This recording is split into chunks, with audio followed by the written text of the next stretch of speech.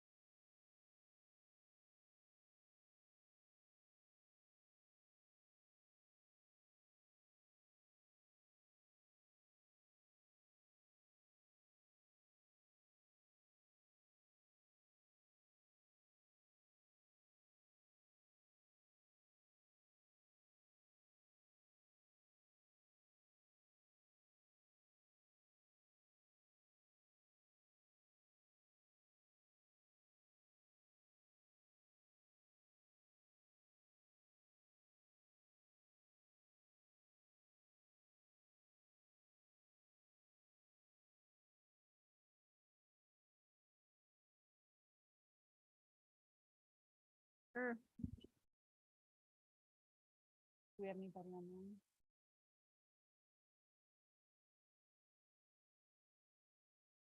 Okay. All right, we're going to call the regular Board of Ed meeting to order on Wednesday, September 13th at 6:30 p.m. and join us in a pledge of allegiance.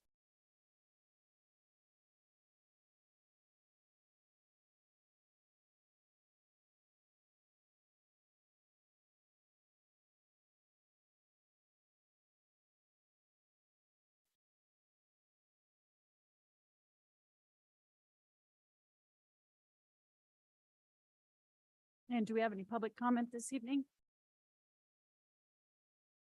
All right, not seeing any. We did put the reports on for the first meeting of the month, but we don't necessarily have a lot to report out for this meeting because we're going to save most of that for the business meeting. Troy, did you have anything you wanted to share tonight?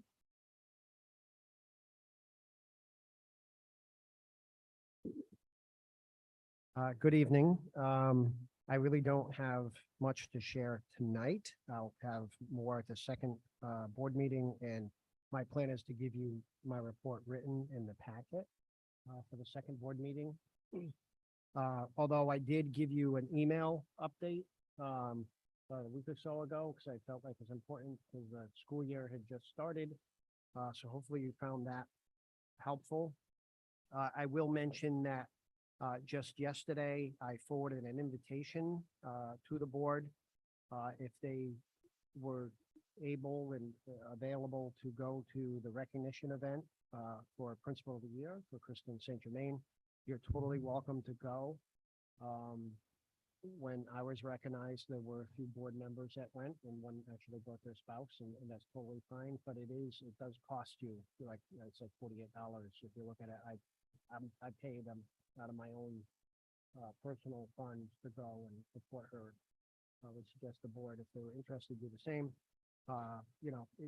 She's going to invite probably her family, so her staff that can go, and you have about 40 seats per person being recognized. There's 6 people being recognized. There's an elementary school principal, middle school principal, of course, Kristen, the high school principal of the year, state of Connecticut, and then the assistant principal, middle school, elementary, and high.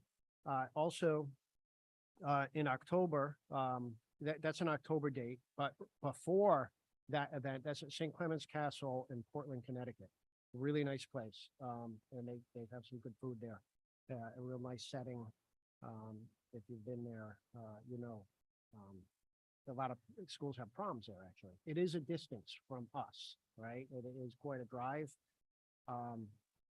And she will be recognized in Washington, D.C.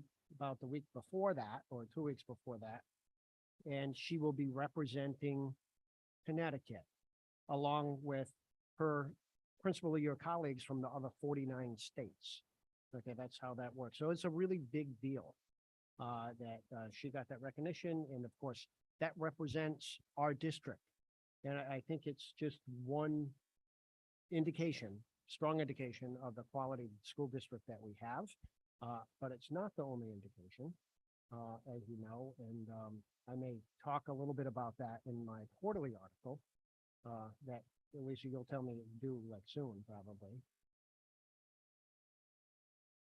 Oh, see, it's so timely. Notice how proactive I am and already drafting this summation.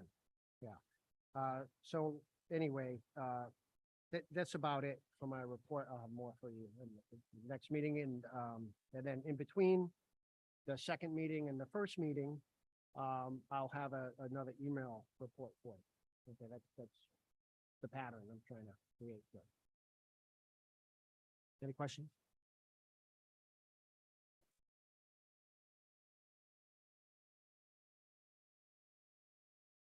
All right.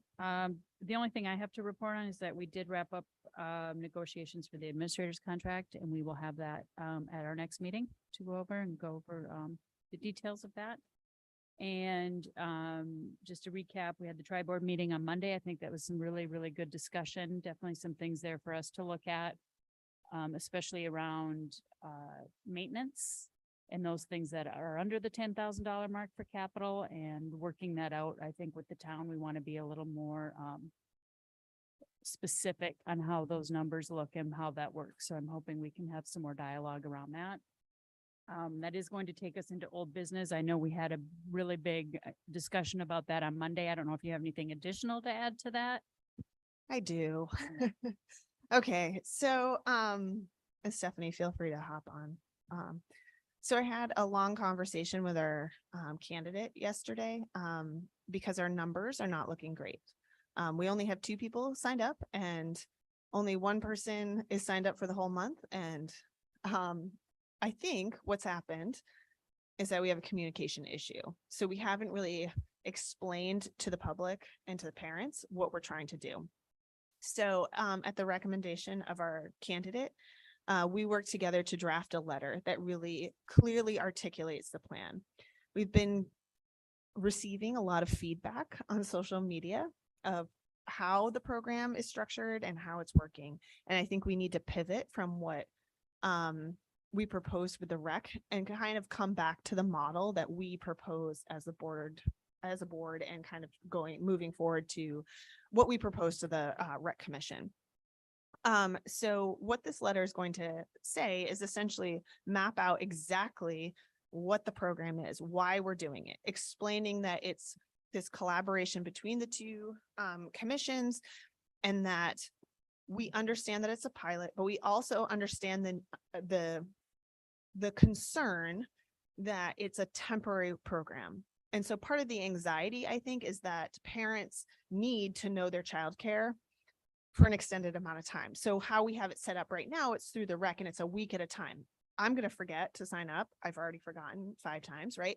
So we need to kind of extend that to make it be a month period where they would sign up for a month. There was also concern like, well, what if it's just a month? Like, what if I need care throughout this time and I don't know month to month what's going on? What we said in the letter is essentially assure them that if they register for this program, they're in the program for the duration of the pilot, and that our goal is to have this go throughout the year. But we have to assess the sustainability and all the things we talked about at the tri-board meeting. The other thing that kind of came up, how we have to have it set up through the rec right now, is that people pay for all 5 days. Now that is something that we felt wasn't really what we wanted, didn't really mirror the program. We wanted it to be more like, I need care these 2 days or whatever. I think we have to work through some kinks with the rec to make that happen, because I've received a lot of feedback that why would they pay $40 and they only need 1 day where they can come here or wherever and pay a lot less and for the day that they need. So I think we need to kind of pivot and address some of these needs. The major concern is timing. We missed the boat, and according to our candidate, like we missed it. So I don't think it's that there isn't need. I think that one, we made it complicated, and two, our timing is really off. So we're going to do a last ditch effort and send out a letter to parents, hopefully. We feel that it should get approved by the rec. So I've sent it to the subcommittee members, and I've expressed my concerns to the rec, to Tom Fabian. And I will be attending the meeting tomorrow to help hopefully expedite the letter getting out. Our candidate needs the numbers in order to give her 2-week notice. So at this point, we're kind of playing with the weekend to get the word out that, you know, if you're interested, you don't even have to pay. We just need you to sign up and let us know that you need this care, however you need it, whether it's a la carte or the whole week. But during my conversation, our candidate is very enthusiastic about this program and wants this program here in North Stonington. And I think that they are going to make this program be amazing, even if we don't get it together for October 1st. So they have agreed to either push it off to January 1st or even wait until the following year. But it would be a little disappointing because I know Stephanie and I and the other members of the committee have put in a lot of work to kind of get this ball rolling. And I feel like we just keep hitting these roadblocks. So that's where we stand as of right now. You know, we had the open house. That would have been a great opportunity. So if there's another event coming up where the elementary school is open for something Yeah. with parents coming in, that might be a place to put a table out and, right? Yeah. We had a Get the lot word of, out. we like weren't ready. Like we didn't have the rec up and running yet. And part of it, there's been a lot of like, well, could we just get the word out? But we want to make sure that we're ready. I don't know. It's been a challenge. It's been eye-opening. So first off, I thank you both, because I do believe that what you said is incredibly true, which is the response to this current rolling out of this program does not demonstrate the need in town for this type of a program. I think that the timing of it was a big issue. I think that if we had jumped on this back in February and we had everything ready to go at the end of the school year and people were ready to go, and that's nobody's fault except bureaucracy, right? I mean, it's one of those difficult things when we're trying to move things forward. And I just think that it's important that we don't lose sight of the idea that that need is definitely there.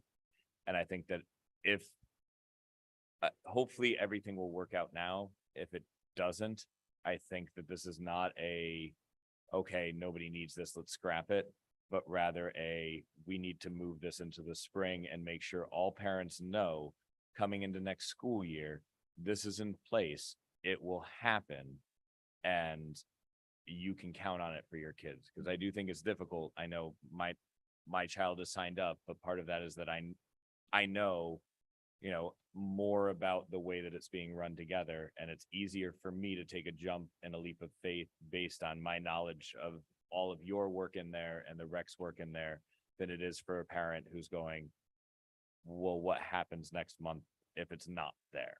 And I have to scramble and I'm paying more and I'm trying to get my kid in and I repay a registration fee and all of these other things. So. No, thank you. I appreciate it.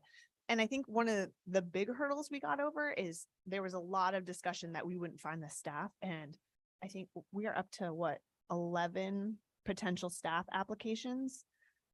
So like we have, every piece is in place. We just need to communicate. Actually, yeah, we need to communicate it and get people signed up. Like we're ready to go. I mean, anyway.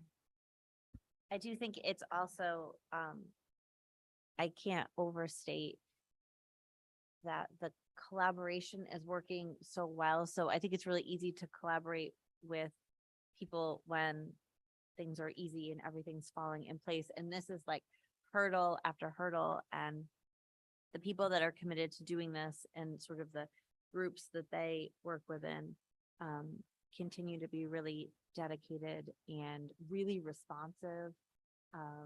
And it's been a great team effort. So if nothing else, I think that that we can at least say that that's really working. Thank you. Just keep us posted. Appreciate it. I just want to thank the two of you and everyone that you're working with. Don't feel defeated. You might be discouraged, but don't feel defeated. Something could indeed be worked out for January. If, you have between now and say November to fill all those spots that you need, and it can be a go. It can be a go in January with the confidence that it would be more than a pilot. Because once those kids are in there, the parents aren't going to pull them out after 10 weeks. It's going to work, whether it works now or in January or in the spring, it's going to work, and it's going to work because you guys took this initiative and worked very hard at collaborating with the rec department. Anybody else? Brings us up to the steep ground. And that, do you have anything to report on that at this time, or we're just waiting to hear at this time, right? All right, we're just leaving those both on as old business in case things come up as needed.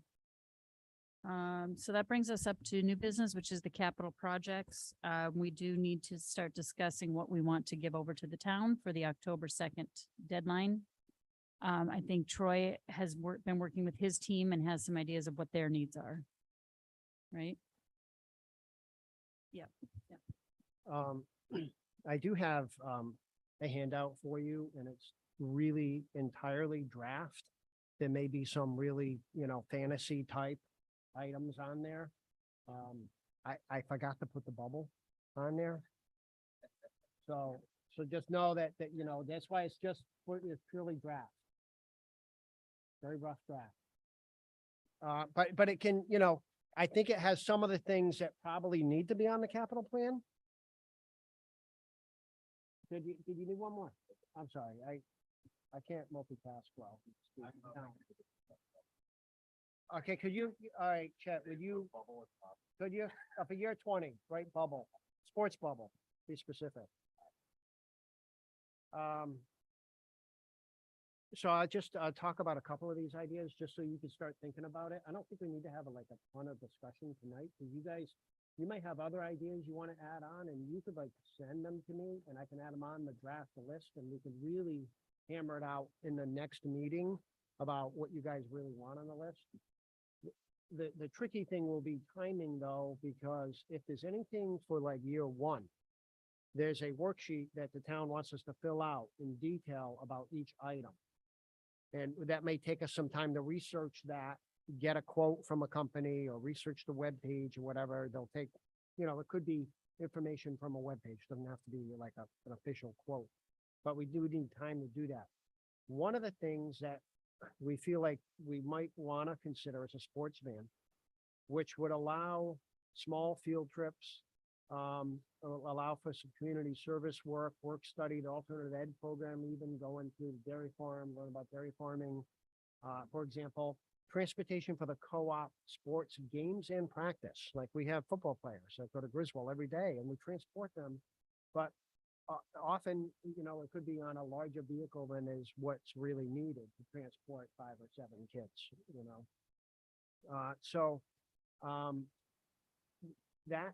that could be something that really helps out our student activities, sports, and other activities. So something to consider. I think another thing that should be on some list, whether it's the town list or our list, is the tunnel repair. It's not in great shape. If you look at the platforms before you step on the stairs, especially the one on the school side, I would say it's dangerous because it's really chipped out, and someone could trip there and then fall down the steps. Wasn't there something about that being state responsibility though? I thought that was not town because the tunnel is owned by the state. Am I making that up? It's a town, it's ours. Okay, because I thought there was other discussion of fixing it and they said, no, that's technically. Okay.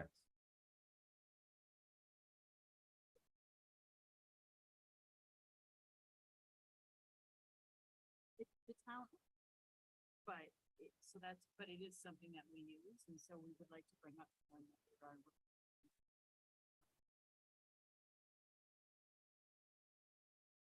The other two items are really currently on your on the report for non-lapsing account as possible future expenditures.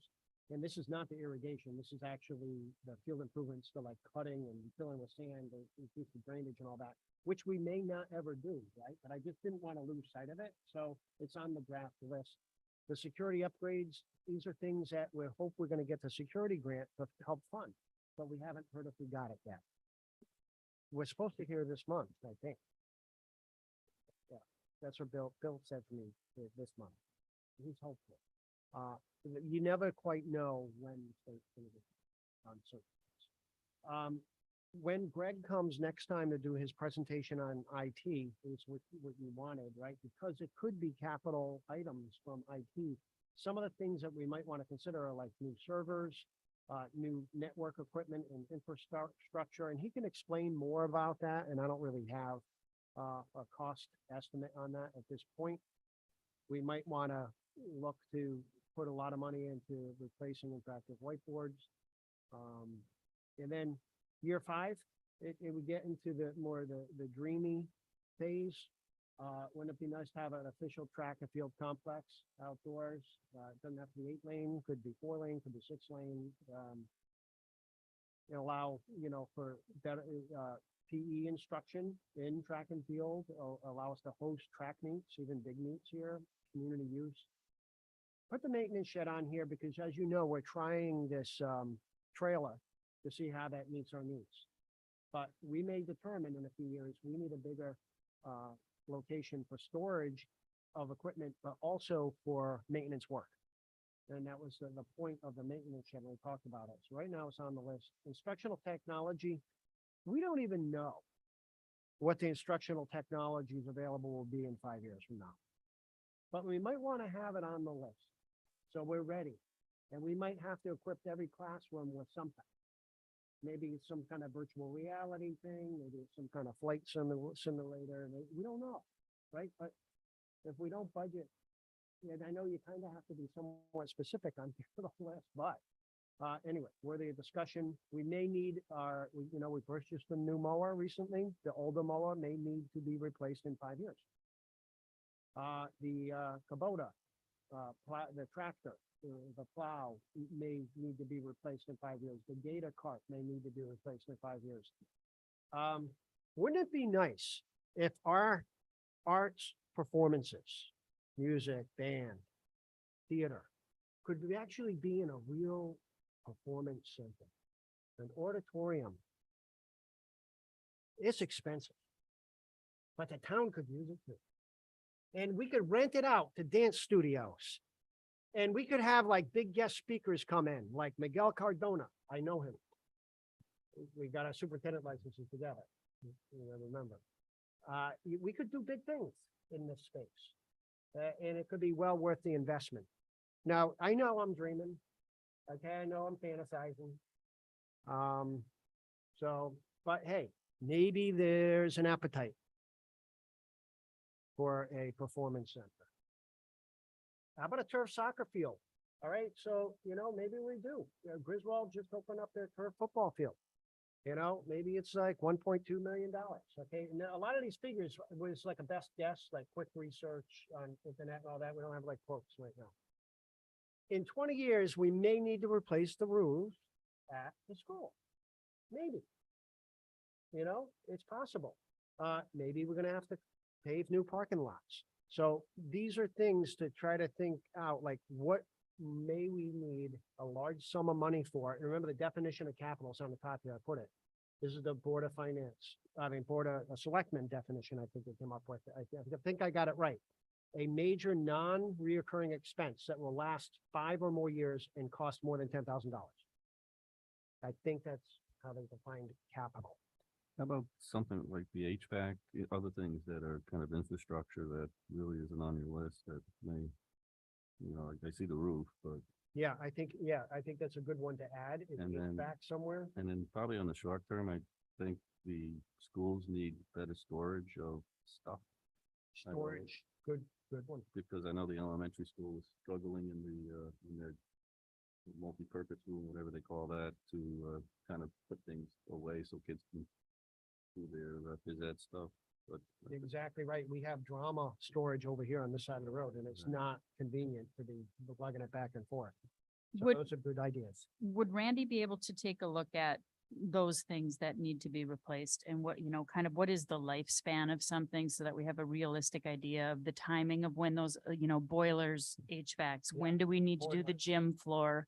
We talked before about a stage curtain. How long do those last? The things that may be existing now that as they age out may need to be replaced. How long do windows last? I don't know, if they last 20 years, 30 years. When's our warranty coming up on those? And, do we want to get ahead of those things? Mhm. Kind of having a running list of what we think the replacement would be time-wise for those.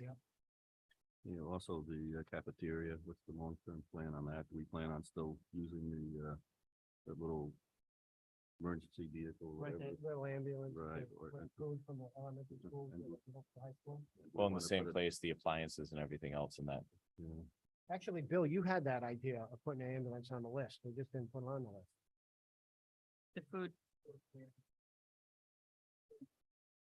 And I think we just did the cafeteria equipment recently, right? It's all new with the new structure. So again, how long would that stuff last? I was gonna say 20 years is Right, that's what I mean. How long, beyond it, right? I mean, how long does it Okay. last? I That, guess it also, do we want to have two cafeterias or just the one and truck it over? You know, at least think about it Right. and see Right. what makes sense. Can I add something? Don't get mad at me. I know I let the playground go, but what about a ropes course for middle school? Something that's more athletic. or just maybe a revolving amount of playground equipment, because even though we have some new things now, they will age out. So what is the age out on playground equipment and how often do we have to continually replace pieces? So that's ongoing so that Jamie, when she's 75, doesn't have to put it together another playground incentive. I love the idea of the ropes course on top of that though, because I know like in Colchester, their middle school has a full high ropes course and they have faculty trained to do it. And they run kids through it. It's a spectacular extra piece. And again, it's something that can also be revenue producing because you can have other groups come in and do team building and things on it. So I love all of these ideas and I think they're super fun. And I love, Troy, that you're thinking big and exciting. What I heard loud and clear the other night from Gary and Nino on the Board of Finance, that because they're pulling out capital and they're making this capital plan, doesn't change the size of the pie. It's just changing the way the pie is cut. And I think what he meant was they're looking to allocate money differently, but not necessarily increase in a large way the amount of money that's being spent. So I'm not sure, and I know that this is just a draft, that it behooves us for this process to be doing our dreaming. Because I also heard the other night during the tri-board that they were talking, when the Board of Selectmen was talking about their departments, that they were talking about the importance of getting commissions and other departments to understand the difference between needs and wants. Mhm. And so I wonder if, because we have to prioritize, so I mean, obviously we have an opportunity to do that, but I think the idea of Randy going through all those manuals, like Christy was mentioning, and getting an understanding of what's going to have to be replaced when, what are the lifespan of those big things, and plotting them out. And then talking about, Troy, the things you have on here, like the tunnel repair, the security.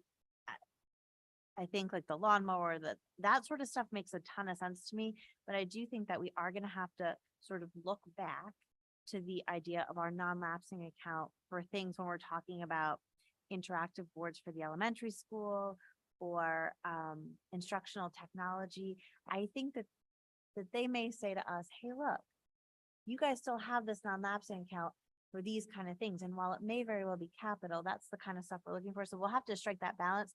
But I do think it might be a great idea to take some of these dreams and put them in some sort of category. We were talking about the steep grants and when they come up, because things like a track and field complex, a ropes course, and even this auditorium, at this number that I thought I misread, Troy. I thought I So- thought I so read you're it s- wrong. In support of the auditorium. I thought it was wrong. I was like, what? There's so many columns. But those things might be worth holding on a different list because those things have value the entire town. And maybe when there's an amazing steep grant that comes forward, we can say, wait, we have something, So, But, Yeah. but do we take those off the list then, Stephanie? I guess that was my thing, because I was actually like lining up to say the exact same thing, that I feel like the track and field complex, those field improvements, that we want them on the capital list, but perhaps with the understanding that we're waiting for a shovel-ready project that's necessary for something like a steep grant. But I think we still want it on the list, do we not? I mean, I think it's certainly a conversation to have, but I think what the response is going to be is this is a list of your needs. And I Your want to capital be needs. serious about the list. I do too, because I want and the I- list taken serious. Right, I don't want them to think, oh, look at the Board of Ed thinks they're gonna get, so I almost feel like we have to have two lists. One is the reality list of, these are the replacement things we know we will need moving down the road. We know this by the age of these things aging out to keep our facility up to date. And then there's but what we really would like to start considering is some of these other things that would drastically improve not only on the school side, but the town as well. Yeah, so if we get like a big grant opportunity that comes up, or we get a huge donation from somebody that we didn't expect, then we go to our dream list. Right. And moving some of these sort of, I don't want to call them boring, but they feel boring to me. I'll call them that. Off of our list and out of the idea of our non-lapsing account, I think create some space for us to do the more exciting things like the instructional technology and more interactive boards. I think we can do that with our non-lapsing if we have an ability to push some of this other stuff over to a capital plan. So I think most of it probably is really doable. Maybe that auditorium looks less doable, but that's okay. We'll see. And it'll be good when we hear more from Greg too, but like on the interactive boards, I know there's a lot of teachers that don't need those interactive boards so much. So it's like, which classrooms actually need them? Are there some that we can move from a classroom that's maybe not Right. using it to its fullest Yeah. into a classroom that is? And we'll be assessing that this year. The principals and I will be actually visiting classrooms together. Probably, is what we're going to develop that process, and we're going to work with the teacher union on that process. With the interactive boards, we spoke a lot about AI at the tri-board, you did, and moving forward, I went to that, the leadership seminar workshop, and about half of the agenda was all about AI. And pretty much that it's happening, it's coming, and there's going to be policies that we're gonna learn how to use it and to educate using AI and to instruct children how to use AI as well. So with the interactive boards, I think that may be a need in a year. A real need for all the classrooms to have. You're right, and we do have to, I know, I already talked to the principals about, there wasn't a lot of training when people got interactive whiteboards in the classrooms, from what they tell me. There might have been a little bit, or there may have been none. And that, however, teachers could also try to figure it out. So we got to kind of figure out like we got to show them how to use it, what it could be done with, what it could be used for. And I think that's a great connection of AI. Is there a way to meaningfully connect AI with interactive whiteboard? And how do we do that? How do we show people the possibilities with the idea of increasing student learning through that? Not just use it because we can and it's cool, but is it really going to affect student learning and motivation? And I think there might be a way, and AI is so new. I think we're in this exploratory phase, and the principals are actually signed up for webinars, and I am as well, to learn more about the possibilities of AI. And I think time will tell about the connection between interactive whiteboards and AI. Right. I would like to see us be prepared for it. With any technology we've ever had, it moves so fast. And I wouldn't want to be in a position where here it is, here's AI, we're using it. and we're not prepared with things like interactive boards, then we would be scrambling, and how are we going to pay for these boards? It's just something to think about. And probably that Chromebook is going to come into play significantly with AI as well.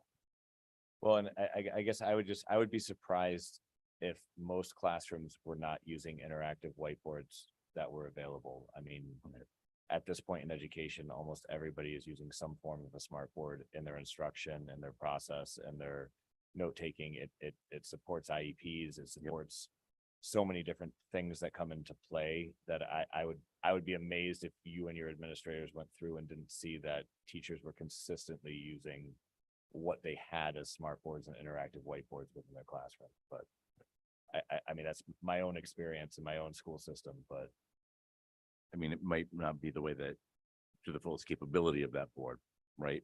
But again, that also comes down to training. That also comes down to the opportunity to have that training. And that's where if you're going to update the whiteboard, then you need to take the time to train the people how to use it to its fullest capacity, which I can tell you, when they put them in my classroom, they gave us about this much training and said, figure it out. Most of us could barely get the pen to sync. lots of YouTube videos to figure it out. Right. But I don't have a day that goes by that I don't use mine. Right.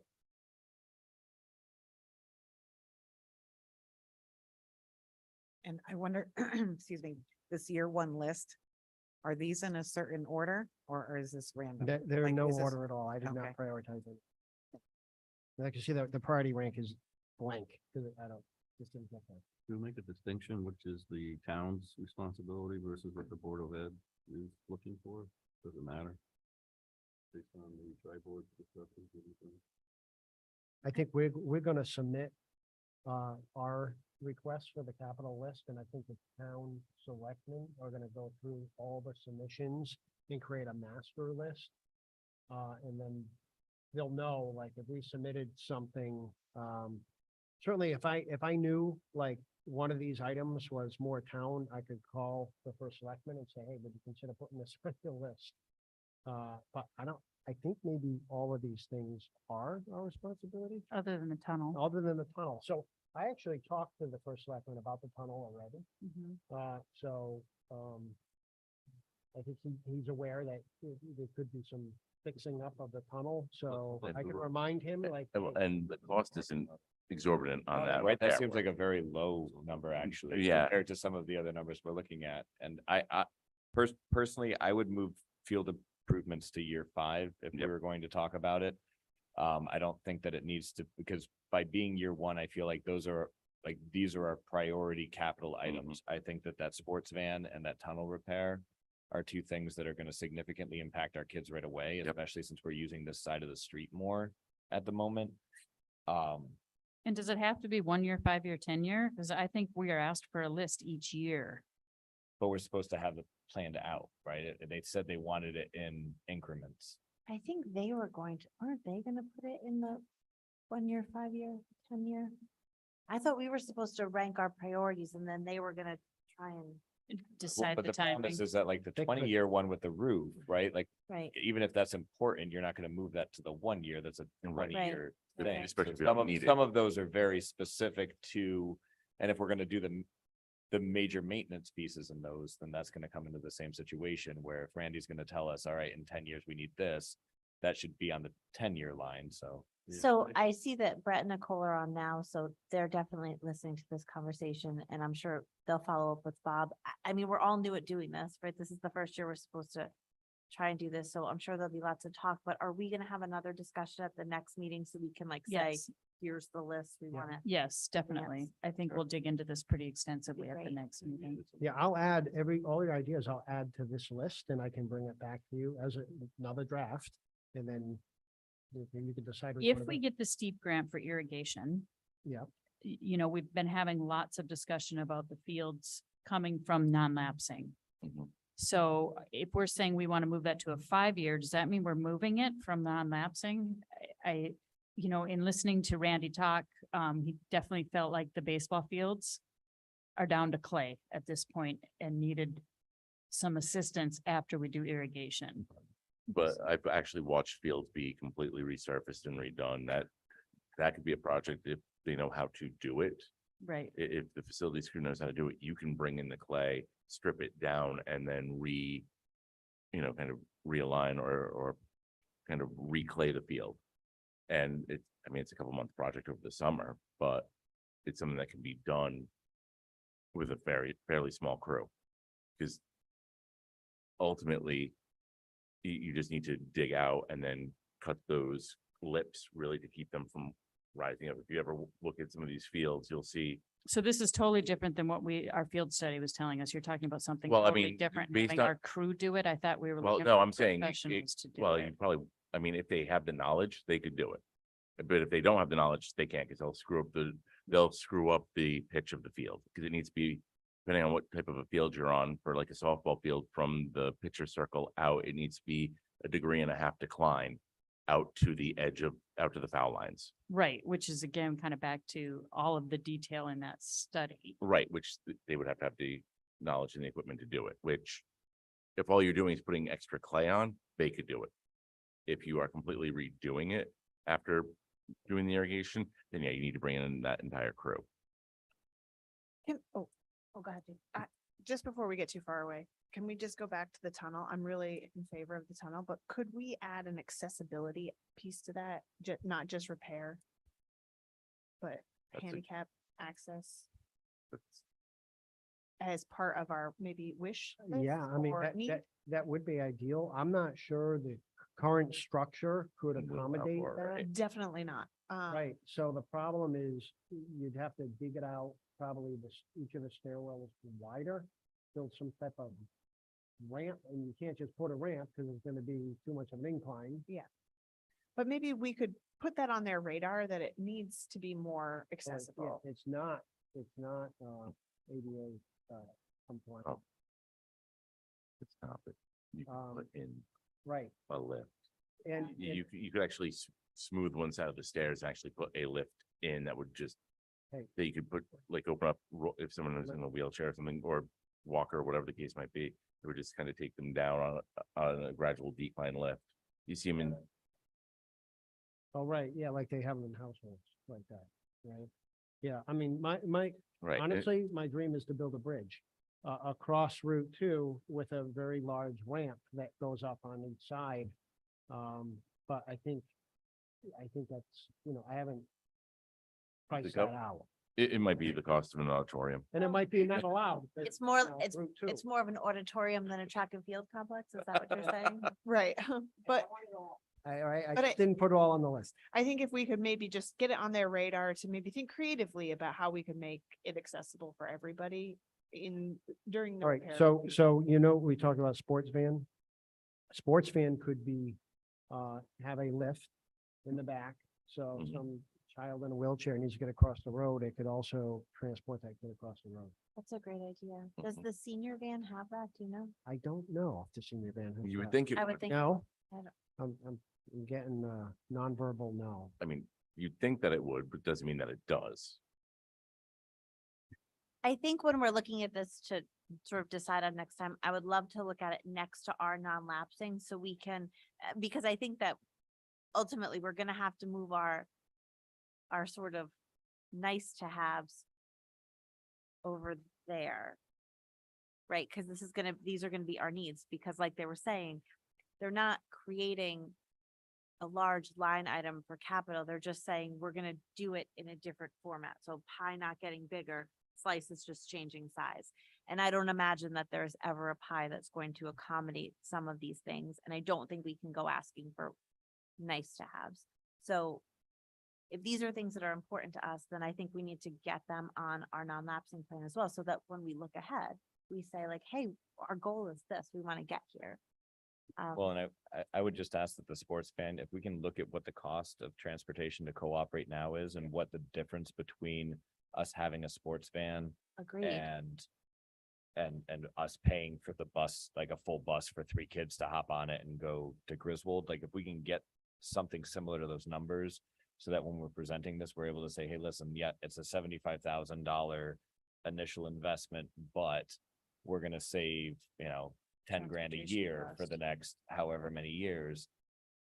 it will pay for itself in about 7 years. Right, and that, well, and I guess that's the thing is that we just need to have those actual numbers so that we're able to present those to the Board of Finance, because I think that type of thing, similar to when, when the transfer station is saying, hey, listen, we're gonna save this much in transporting because we have an incinerator of our own, like that, those are the types of things that when we look at it, those are fiscally responsible, long-term capital projects. And it's I agree. moving the pie, it's shifting the pie Right. instead of Right, yeah. adding Right. to it. Great. Right. And if there's a way, I don't know, to have a conversation with the senior center about their needs and uses of their stuff, I wonder if there's a way to make that work together. So we're making a purchase that sort of works for more than one group in our little town. Oh, we were just talking about that. I don't know, so. And I Mhm. stole your microphone, Phil. I apologize. You'll have to share now. Nope. So bringing the list to the town, I think we'll talk about this at the next meeting. But I would like the list to be as small as possible.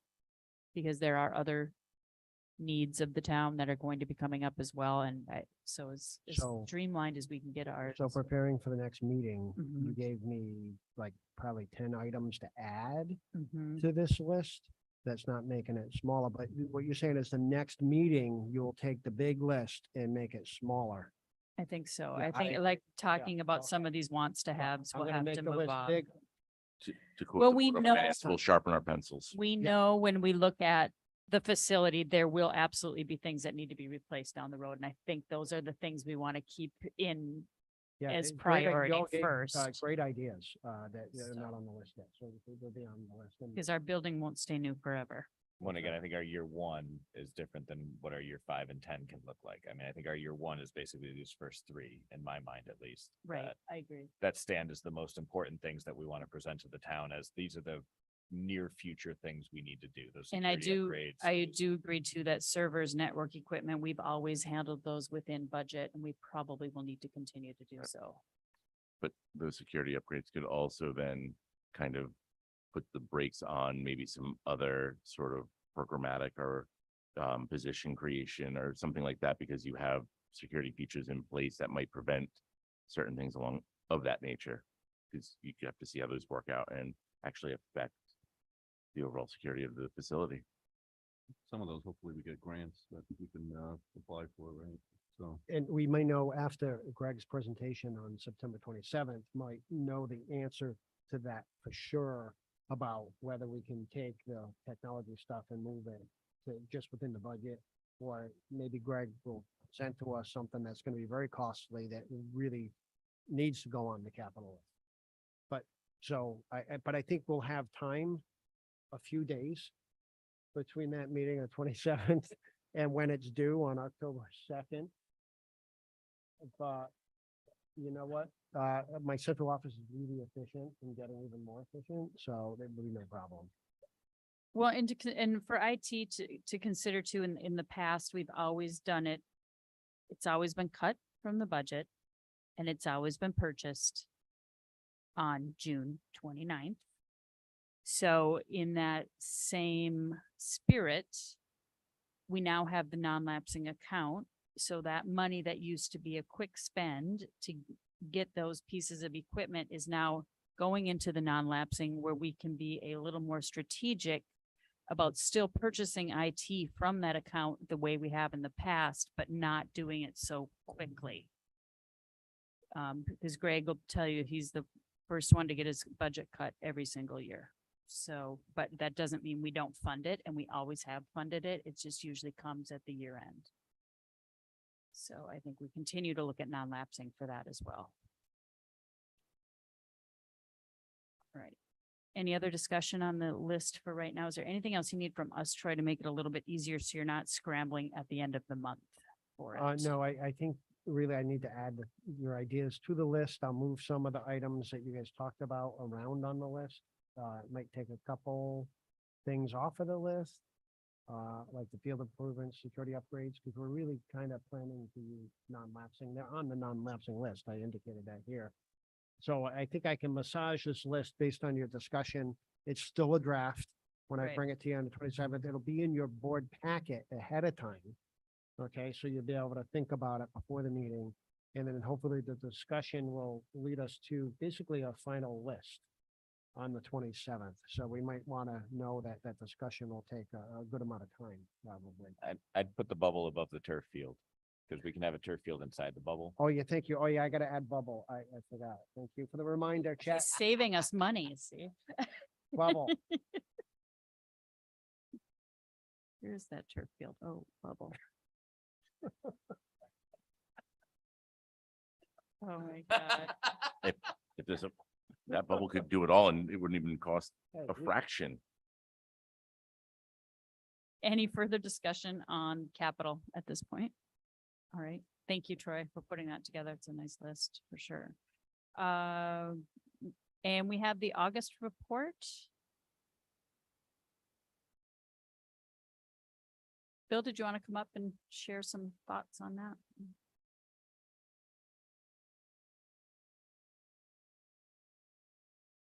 Okay. Just a couple comments. When I worked in Ledyard, we got a high ropes course there through a federal grant. So sometimes I tell people, put things on the list because you don't know where the money's going to come from. And so sometimes you have to be careful, is don't necessarily worry about the funding because you don't know necessarily where the funding is going to come from. And so that, again, an example in Ledyard, and when I was working down the road, I said, no, we need to fix the rooftop AC units. And people go, well, that's the new school. Well, the new school's 20 years old. And that's starting to happen here. People think, oh, we just had the building project. Well, it's been a few years now. And so don't get caught up in, well, no, well, that's the new thing. Well, it's not quite as new as it used to be. So you have to sort of be careful of that. And on the fields, we're looking into hiring a company that opens baseball and softball fields for the spring. They came out last year, but they were already booked. So it's the kind of thing like you want to open your pool, you hire a company, but then you maintain it. Be the same kind of thing. They would come out, get it, open it up, get it set up, and then we would maintain it. So we're trying to look into that and get some pricing on that. So that, just a couple comments there. So the report is in your packet for August. So a lot of purchasing in August as the beginning of the school year. And again, we had only a couple major purchases. One again was a replacement of a rooftop unit and buying the container with the two major expenses this summer. We didn't have really any out of the normal other expenses. And a good thing that has been happening is that we have managed to get people out of the stockpiling, spend all our budget because it's going to freeze. I'm trying to convince people, you don't need to buy all your office supplies now or all your custodial supplies right now, because if you don't, the budget's going to freeze. So we try not to play that game where we freeze the budget. We try to spread things out over the course of the year. And again, in the beginning of the year, we have inspections. We buy a lot of, one of the major expenses, we buy the software licenses, and their annual expenses for a lot of the Power School, Infinite Vision, Renaissance, all these softwares that people use during Follett for the library, and all these softwares. We pay an annual fee, and a lot of those are paid in the beginning of the year. So that's why you see a bump in the beginning, and then it won't be that many more expenses going forward. And I think it was mentioned, what has been, I think Christine mentioned it, the purchase of new IT equipment has sort of been eliminated from the budget. So when we had to buy new laptops for new teachers, it actually comes out of a repair account. That's labeled repair, not new equipment, because we sort of, say, oh, we're gonna get that from a grant. In the last couple of years, we had COVID money that we could use to buy technology. We still actually have some COVID money that we can use for technology. So just got to remember, we started doing the budget for next year and the year after, that there isn't really a replacement technology, line item that they sort of got moved to the grants. So something to think about. Can you explain that again as far as the laptop? So you took the funding out of a different account, but I prefer that we show, if it's zero funded, I prefer to show that we're in the red, at least so you have a catalog of what the need is for that particular account versus just taking it somewhere else and calling it repair. Not to say it's misleading, but I just think for accuracy, I'd rather show we have more money in repair and we need more money in IT or something else, but certainly it doesn't help, I think, by just calling it but something else when in reality you have needs that we should put in. So do you want to put it Yeah. under the 730 account as replacement equipment? Yeah, sure. Yeah. Yeah, no All doubt. right. Yeah, And I can do then that. the repairs will just continue to be in a positive. Yeah, that's Okay. Nothing wrong with that. that's easy enough. And another question I think I sent to everybody on the board, there were some questions asked. When we still have 8 employees who are under the old defined benefit plan, this was eliminated quite a while ago, actually, but they've been here a long time. And so we're down to still 8 employees, 4 secretaries and 4 custodians who still fall under the defined benefit plan.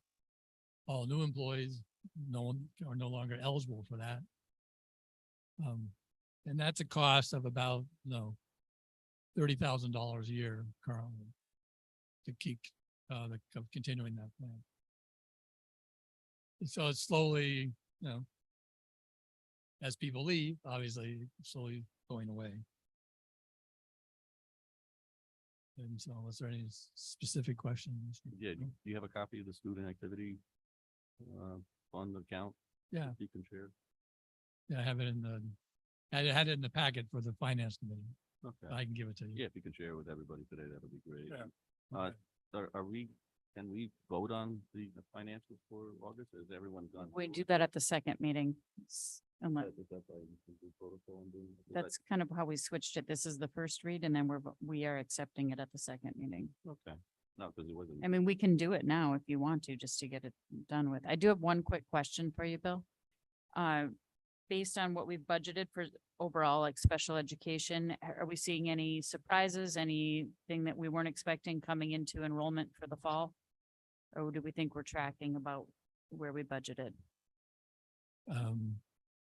We haven't seen anything yet, but it's still a little bit early. I need a couple more weeks till the end of the month, when all the IEPs are finished and Okay. settled. Okay, And April's new too, so, trying to get up to speed too, so.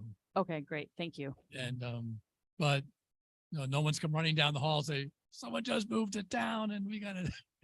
Right, okay. So So, we haven't any like real big unexpected real pop big up at this unexpected, point. no. Okay, thank you.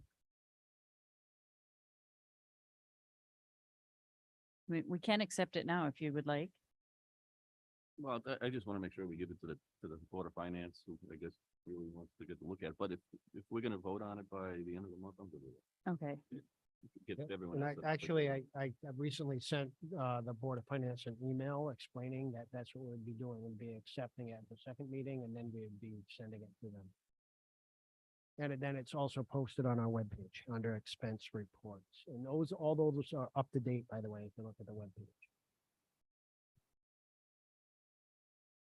any other questions for Bill? All right, thank you so much.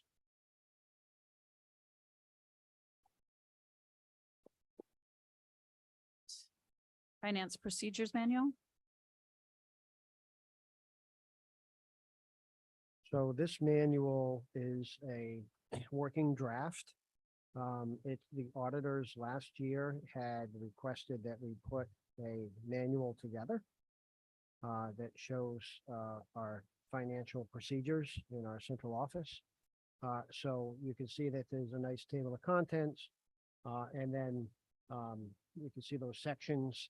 And like I said, this is a working draft. A lot of it refers specifically to Infinite Visions, our financial software.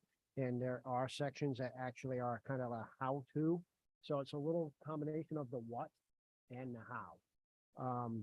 And we were interested in getting feedback from the auditor on it, which is the audit is going on currently, and they'll be taking a look at that and give us some feedback, and we will update it based on their input and feedback. We also put in here, though, on page 4, our purchasing regulations or purchasing policy that you all accepted last year. And so that's on page 4 and 5 because we wanted it handy, you know, and I think in the manual it makes sense, but you can see there's like purchase order procedures, payroll procedures in here. And then more that a lot of it about the how-to. There's a end of the year checklist in the back on page 18 and 19 and 20, which again, that refers a lot to our Infinite Vision software. So we feel like this is a fairly good start, but we know it's not it's not totally complete to where we want it yet, but it's what we have for now. The auditors they did want a Board of Ed approved financial procedure manual. So I'm going to suggest that maybe you take a look at it, and at the next meeting, you consider approving it as a working draft, knowing that we're going to make improvements and add things according to the feedback from the auditor. And that way it is approved, but you know, approve it that way. It's not a final product, working draft. Does anybody have any questions on that? Just real quickly, it looks like some of it is kind of what our policy or our approach to POs and payroll and all that, and then gets a little bit more specific as far as push this button and click that. Should we separate that, or should it be in one document? Yeah, we actually talked about that in the central office, and that was the question that we had, like, should we separate it? And we were hoping that the auditor might give us that feedback, but yeah, we were tempted to separate it. I'm the one that said, you know what, let's keep it in for now. And because the reality is it's helpful to have things in one place, and it is an efficiency. So, you know, it could be an appendix attached to the manual. So the manual defines the what it is, but maybe the appendixes are more like the how on certain procedures. So I like that idea because it matches our policy process with the idea of leaving regulations to the central office where policy is set up by the board. So I feel like it kind of mirrors that, although it's more than policy, right? In terms of the overall finance procedures. Yeah. But at the same time, that secondary piece of like the nuts and bolts, I think having it as an appendix, I think is fine, but having it separated out, because I have to be honest, unless I'm looking at the program to approve that as a thing, it's hard for me to say, I have no idea, right? Is that really what you push? good point. It's hard for me to approve that as a Board of Ed We member. could train you if you want to come back. Irm is really good at training people on ID. And I can Bill approve the does well. ideas of it, but I can't approve the nuts and bolts of it, I guess is my problem. I- And I would feel uncomfortable doing so. That totally makes sense. So we will move to approve the working draft at the next meeting. Yep. Let's see. Kasha reached out from Animal Control and has asked us to post some signs around the fields and property in various spots. She's told us about where she would like to have them, just requesting that dogs are on leashes. She did say she'd come out and show specifically where she wants. She gave me a list of about 7 places. So as long as everybody's okay with us putting those signs up. I'd let her know that I'd discuss it with you guys first before I gave her the okay for that. My only question is what recourse do we have if people break that? If we have signs up and it says dogs must be on a leash and somebody's there with a dog with off a leash that's running wild, do we have the ability to then have recourse? Is there some piece to that? Or is it really just putting what we expect people would normally be doing onto a sign? I mean, it's not a law. I don't think we have a. Yeah, I fine. think that you could call Kasha and that she would then sort of impose the thing. I'm not sure I quite understand, but I think that there's an ordinance anyway that says that that has to happen, like it's one of our town ordinances. So, because I think the school is considered town property, right? So I think that's already in place, but I guess there have been some incidents that Kasha has responded to. And maybe it's just to help let people I understand. think it kind of helps her with, Because then she can say, say, look, look, you didn't follow the Right. sign. I don't know that we as a board would have any recourse, but I think it would, she was just asking for it to kind of assist her with what she's doing. The No, I superintendent- think it's a great idea because I've heard similar stories of a variety of instances and I think that anything that's going to make people feel safer on our property is important, so. Yeah, and I could talk to is it Kasha? Is it? And find out if there's a need to write a letter or something like that. And I wouldn't mind writing a letter if that was gonna be helpful. Well, not to add more, but how about cleaning up after the animal? Is that something that's a ordinance? Well, I think she wants the signs to be pretty specific as to leashing, so it doesn't become too much information on a sign, you know, No, totally understand. Yeah, If I you're gonna think- do something, you wanna do both or just do one at a time or whatever. do we even want dogs on the property? I guess that's the other question, right? Then you don't. Well, let the- I will say that, when you go to some games and stuff, people do bring their They bring their dogs and they enjoy it. Yeah. The kids enjoy it. The kid, you know, kids get puppies, they come, as Yeah. long as they have them on the leash. It is kind of a nice family. Yeah, thing. I don't, I just know that my experience in, utilizing the Stonington rec and school field, so they operate as one. They don't let you have dogs. There's no Mhm. dogs allowed. And I think they eliminate the problem of the leash or the hoop scooping and all that stuff, but I'm not sure I have a strong feeling either way. I just wondered if we're concerned about all of that stuff, is it easier just to say no dogs? I don't know. Then, I guess then who's going to be enforcing that then as well? You know, somebody's gonna have to be walking the fields on the sidelines and saying, you need to take your dog home. And then they're gonna be like, I came to watch my kid. To me, it's been, past practice that it's been okay. So, and she really didn't have an issue with that. She just wanted some signs posted to have them on leashes. So I'm really kind of just sticking with what her request was. If you guys are comfortable with that, we can dig deeper if you'd like. Maybe try that. And if it's still a problem, then maybe we need to take the next step.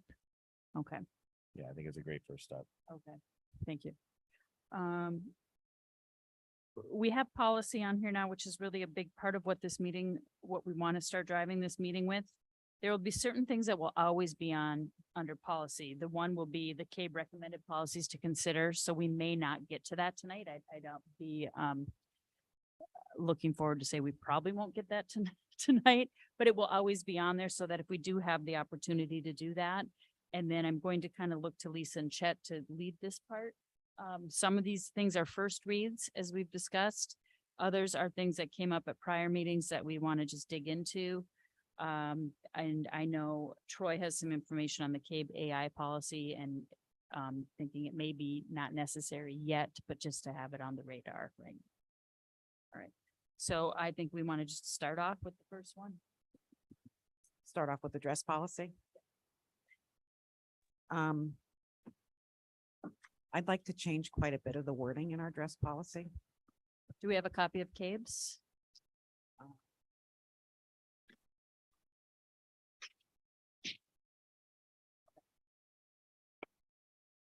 No, we have our policy 5132. Just didn't know if you were looking to change it towards the recommended CABE language. You were looking to rewrite it.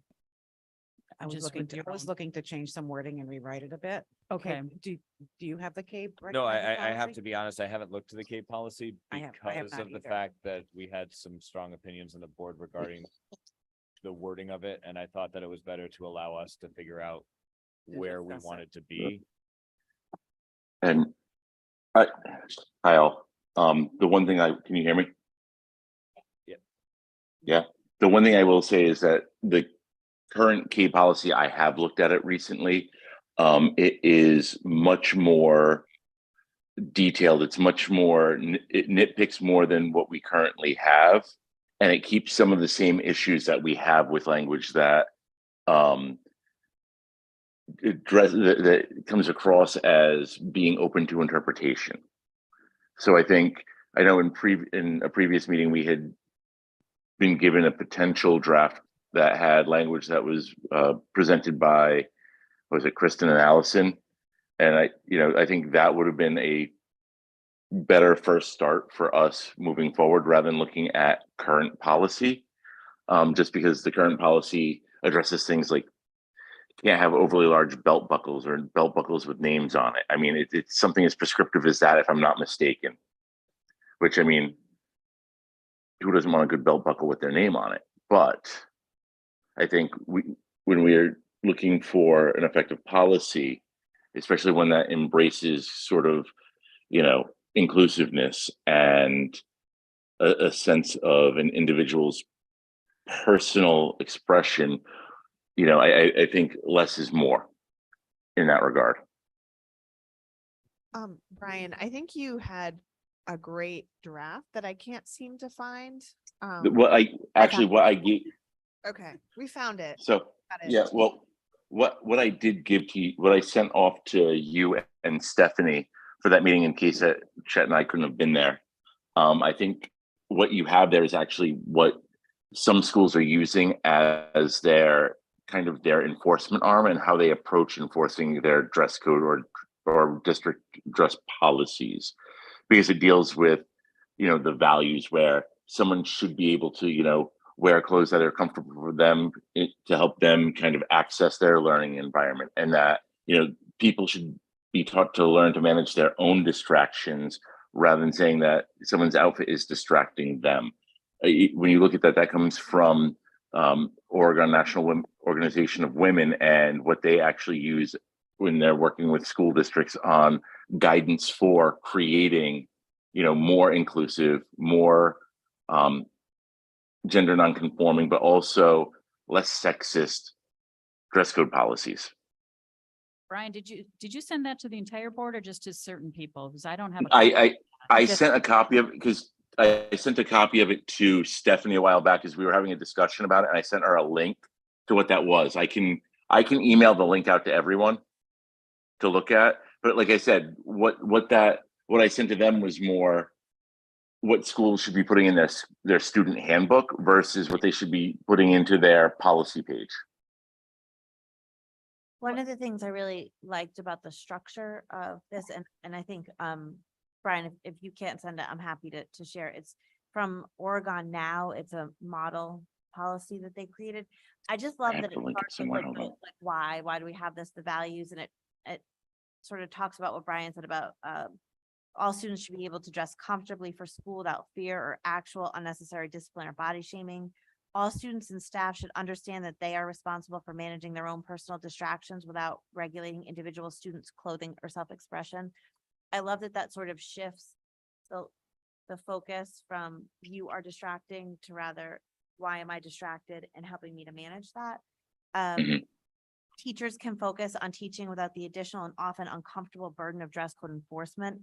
And I know that our administrators suggested that this year that they would manage dress code enforcement so that it wouldn't burden teachers because that could be uncomfortable.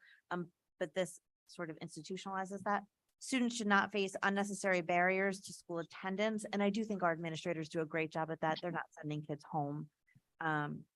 And then reasons for conflict and inconsistent discipline should be minimized wherever possible. I do know, in speaking with administrators about the dress code, that is one of the things that they bring up, because I'll say, look, like I saw 8 violations when I walked in today. So, how come 8 over here when I walk in is okay, but this one's being penalized? And they explained to me that, like, look, we can't police the school. And I can't help that if someone zips up their sweatshirt and then unzips it when I'm not looking, it's impossible. And so I'd like to remove the need to do that at all. It is Right. impossible. But this removes, then if we sort of change the philosophy, it removes the idea that we're inconsistently enforcing policy. No one's going to feel like they're being singled out.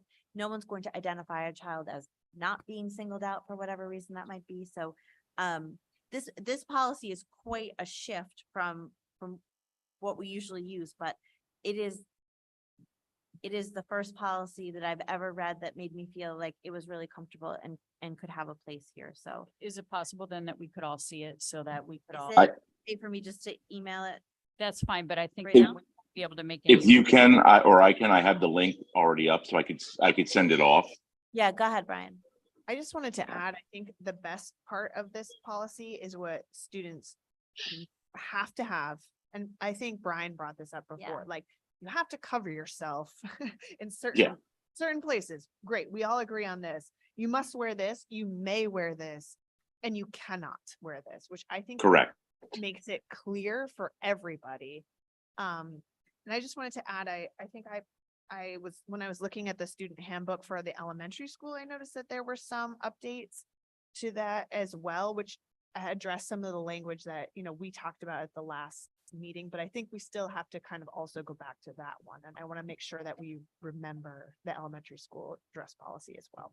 Well, I knew that at the last meeting that I was at, I was not at the previous meeting, but the meeting before that this raised a variety of issues, which is why when you asked for policies, I wanted to make sure it was on there.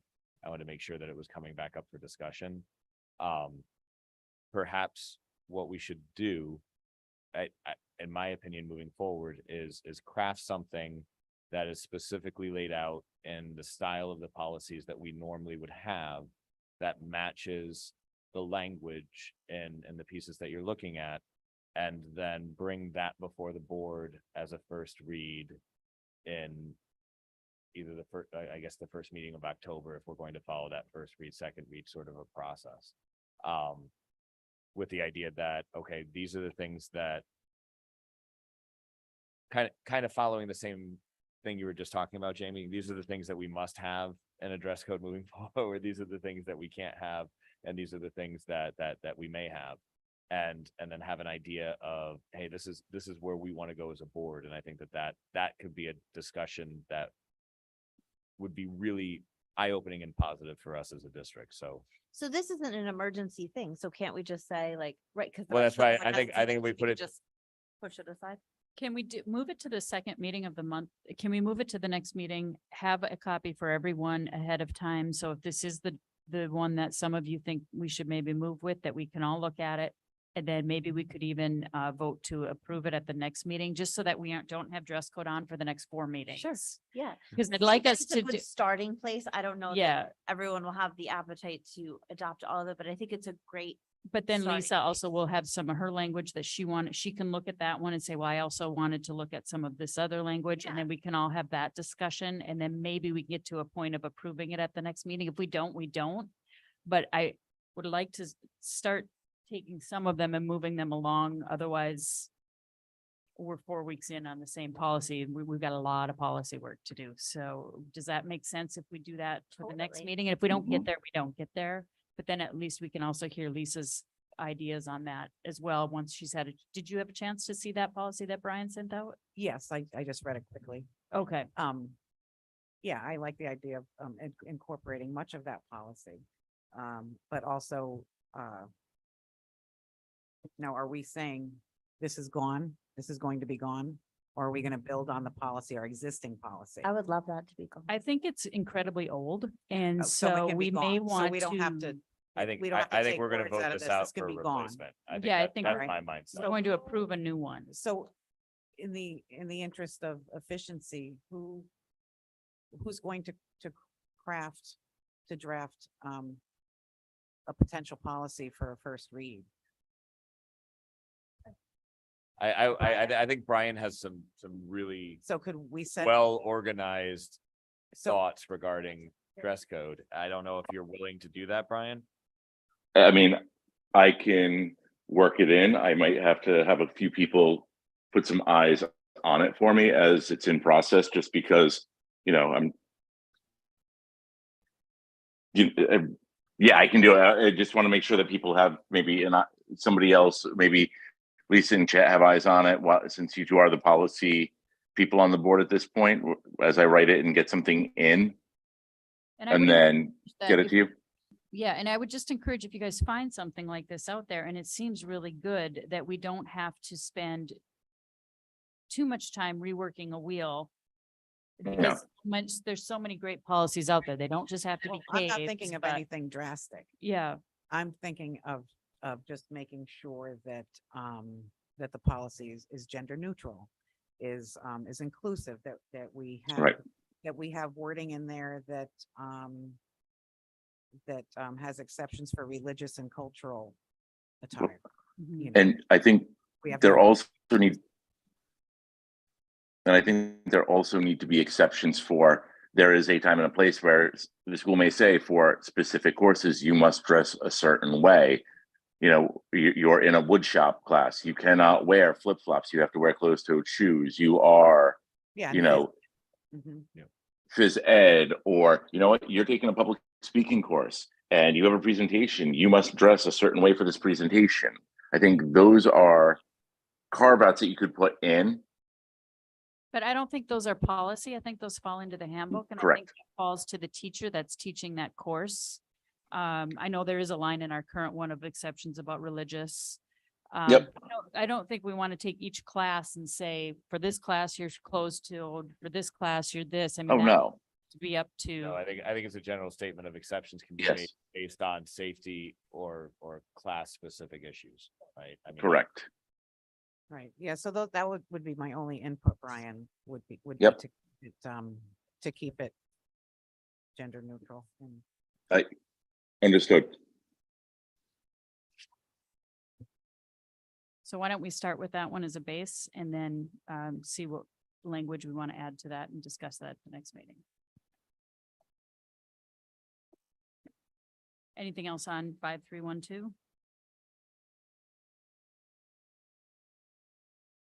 Troy, did you want to address the AI policy? Yeah, just briefly, I had attached this to my email update to you, this statement from CABE about AI and them trying to come up with a policy on it. I think while, this can be helpful, I think it's so new and our teachers and administrators know what the plan is for now. They don't necessarily need the guidance right now from the Board of Ed of a policy. I think in the future, maybe a year from now, maybe we would look at an AI policy or innovative instruction policy that is more inclusive of other innovations, except besides AI. I don't know if we need a separate one on AI right now because it's so new and evolving and the possibilities are limitless, really. At some point, once we figure out what the teachers are doing with it, they know to be responsible. They know to be cautious about student information. They know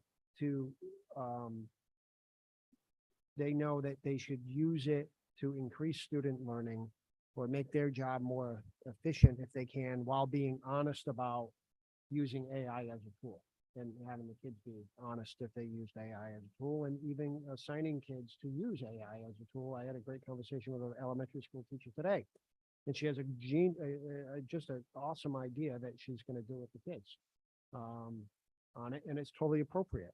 And having them develop skills to use it as a tool, but to be evaluative about it and saying, all right, is this really good information that AI gave me, comparing to a real manual, and how does it compare? The accuracy of it. So I think really develop the skills with kids. I think I don't think our teachers or administrators really need a policy now to guide it, but in the future, maybe. This is something we can review periodically just to see where we are and kind of see if a policy is required in a short time or Absolutely. we do that. well, and I think it's one of those things where we don't even really have the language yet to truly create a policy about it. Because the language is so new that we don't even know where it's going to fall in terms of the way that they phrase things. So And Troy, I think you can come to us when you think we're ready for that. Okay. And then we have a first read on here for the transportation guidelines, 3541 and 5131. Did you want to So- address that? Yeah, there were a couple of different things on this policy in particular that are just a hot mess, to be honest. The entire first main 3541 is actually a regulation. And when you get to the end of it, it actually states regulation approved June 6, 2007. And we don't actually have a policy in play there. It's just a pure regulation that's just in our policy manual. On top of that, 3541.311 is about riding other than your assigned bus, which our current bus company is stating nobody can do. So we have practice that's contradicting policy in a way that I think is not a good look for us. So this whole this whole set is kind of a mess. And Just to really, give you some background on that, this was allowed prior to COVID. And then once COVID came into play, they stopped this practice. So it hasn't come back yet. And then there's been discussion, I think, on the school side of do we bring it back or how do we bring it back? So that's kind of why. I It's figured like that it was that. and I knew most schools shut down the idea of riding on a different bus during COVID, but they also when they adjusted back from COVID policies and other areas also adjusted those things back. And I guess it's just, we need to make certain that our practice matches our policy, because otherwise what it looks like is that we have policies that are not being enforced. So there's a variety of things that we have here. The daycare center one, like the 3541.312, I think is a pretty consistent process for us. And it's something that we have continued even through COVID. So that one stayed in play even with that process. And I don't think it's as big of a deal. The bus conduct report, when we get to that with the appendices, we stopped having appendices in most areas of our policy manual, but this one continues with it. And then we also that kind of, with our records and reports and our safety complaints, I guess I was a little confused with the process because it seems very operational and not policy based, but it's still called a policy, which is why I wanted to bring it up and just give everybody a first read, take a look at it, see, are these things that we want all of these pieces on? Is bus conduct by students something that should be in our policy manual or in our student handbook? It comes out with our bus handbook, and it seems like something that shouldn't be here, but should rather be, I mean, like, any of you who have a kid who rides the bus has been getting these forms from M&J and all of those pieces. So we have a whole lot of stuff here that I don't think is necessary, and some stuff that's not matching practice. Did we look to see again what the guidance was on that? Because some of these have state statutes attached to them. And so I think sometimes you do need a policy for it because of some of the statutes. So I'm just wondering, do we know what's kind of protocol for these policies? And maybe we just need to readjust and get aligned with that? Or do we actually know that we can get rid of them? I do not.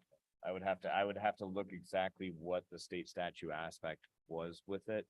I can tell you that the core manual for CABE is a much smaller chunk of space than what we have on ours. So I think if nothing else, what we can do is perhaps minimize to cover the things we need to cover. Do we have daycare transportation? I was surprised at that.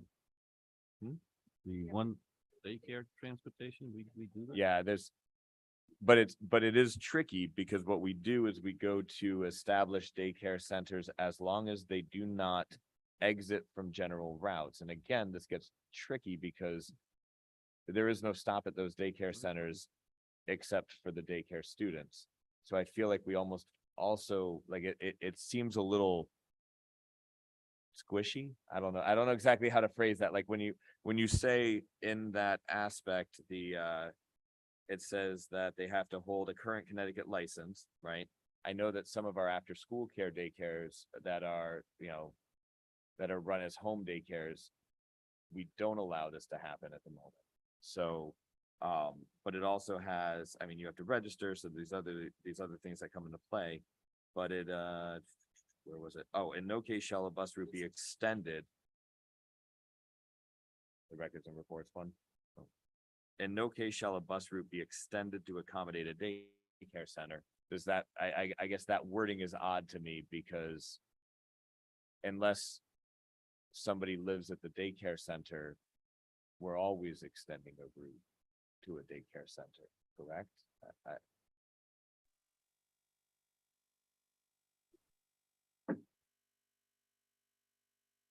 Okay, so as long as they're just going by it, they will also add a stop to their route on it? Okay.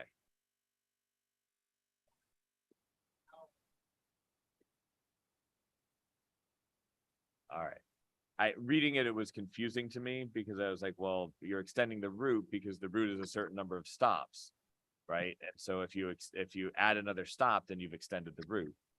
But that's just a distance thing, not a number of stops thing. Okay.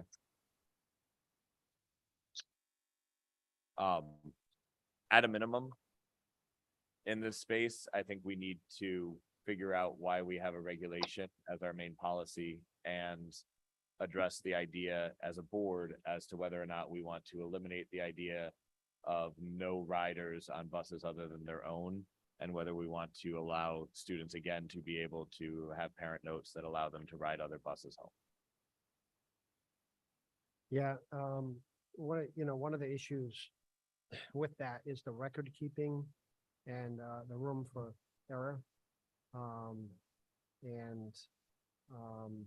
Especially with the younger kids who they're in a habit of getting on a certain bus and all of a sudden now they're supposed to go on some other bus and even though they know that they may get on their regular bus and someone might not catch it. I mean, it's communication to the teacher sometimes at the very end of the day because the parent calls in and there's one secretary usually in that office at elementary school. So from what I understand, there were a lot of issues with it prior to the pandemic. And then the pandemic happened and they stopped it and they were like, oh, okay, this is much better. Like we don't have to deal with all these issues. Or a kid getting on a bus and there was supposed to be a pickup or they were going to be a pickup, but they got on the bus and the parents here to get them, but they're on the bus already. And or they're on another bus and it can be confusing for younger kids, particularly when it changes often.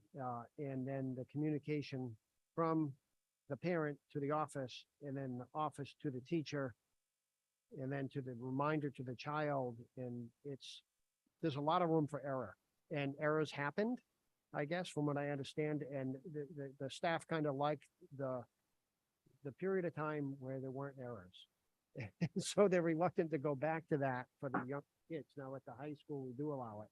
For the middle school, high school, we do allow the child to get a pass to go on a different bus. So, maybe, I could talk to my administration team more about it and see what their thoughts are. But anyway, that's the thing. I mean, if the board decides that, that's the policy, we're going to enforce the policy, then I guess we'll have to do that. But that's just some thoughts. I'm not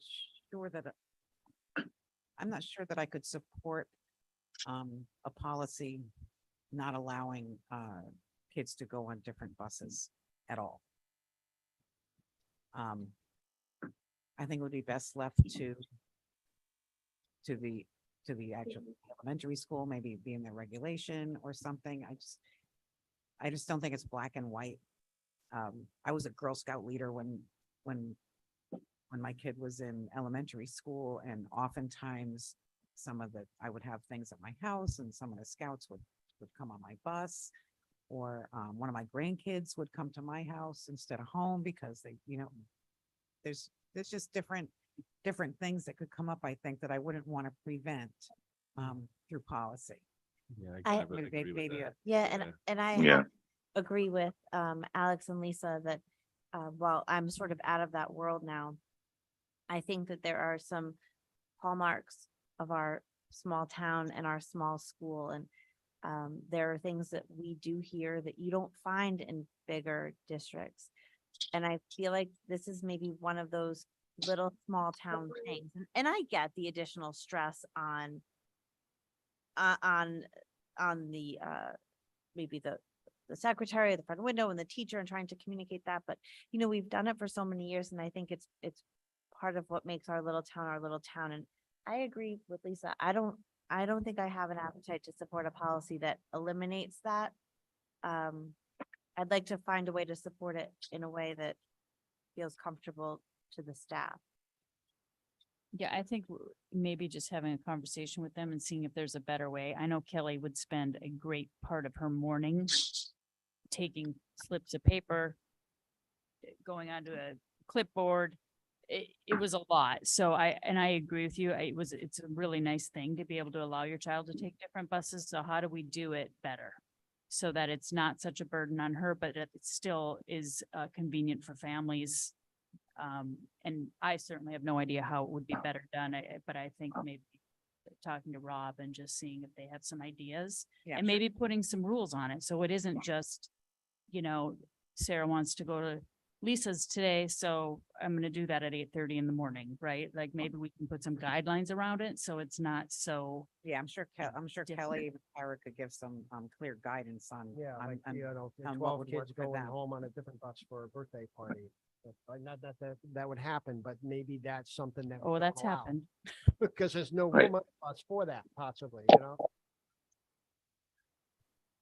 What I know some of it's daycare related, where you don't have a parent that's home, so they go to another friend's house or something. So I've seen that a few times.